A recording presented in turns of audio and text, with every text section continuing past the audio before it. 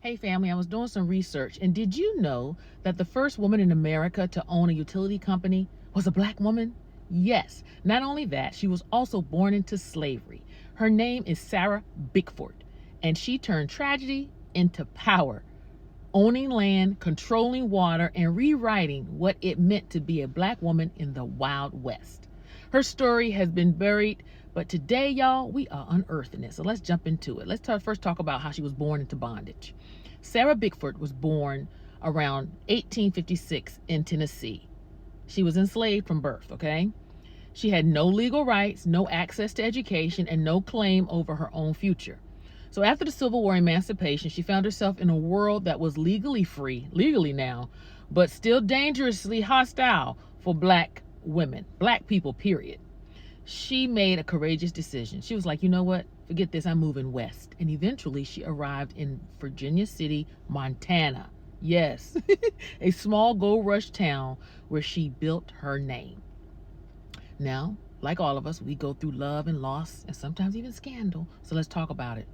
She had an interracial marriage. In Montana, Sarah found work as a chambermaid and a cook, quickly earning a reputation for her kindness, intelligence, and strength. But it was during this time that she met Stephen Ezekiel Bickford.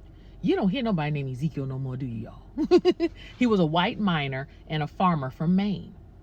So, against all odds, right? And before interracial marriage was outlawed in Montana, they fell in love and they got married. This was really bold and a very controversial act in the 1880s. You gotta remember, interracial marriage was rare and socially explosive. But Sarah and Stephen went forward, building life together and raising a family. I'm sitting in the car, y'all, and I'm hot, so I'm gonna turn on some air. Okay. They had 3 children, you all, but only one survived childhood. The pain of losing 2 children was a wound Sarah carried with grace and strength. But over time, their marriage took a dark turn. Stephen struggled with alcohol and violence, and Sarah made another bold choice. She filed for divorce. And you know, that happens many times in life. Unfortunately, marriages is so hard to survive the loss of one child, more so 2.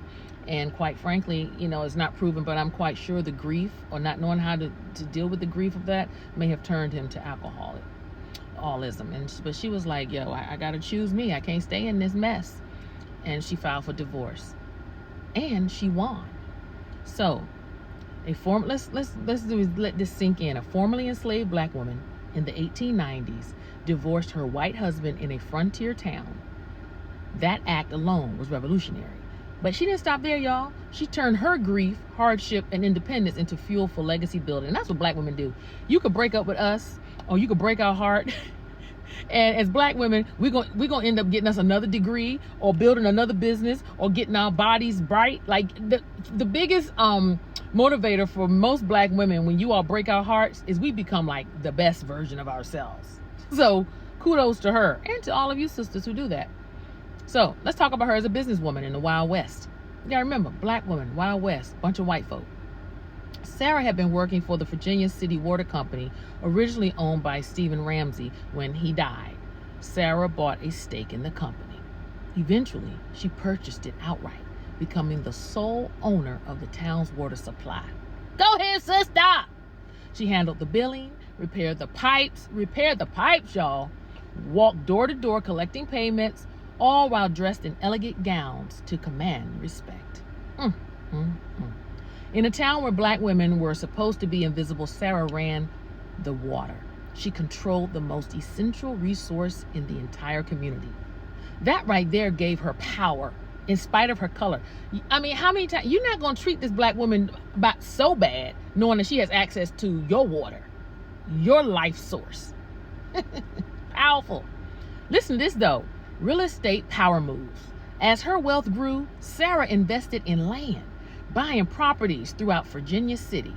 She became a landlord and respected business owner in a region that barely recognized black people as citizens.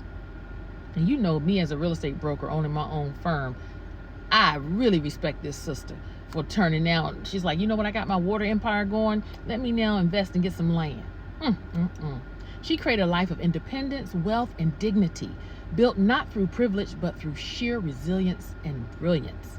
So why does her story matter, family? Sarah Bickford's journey is a lesson in transformation. It's a lesson, in my opinion, to how to pivot.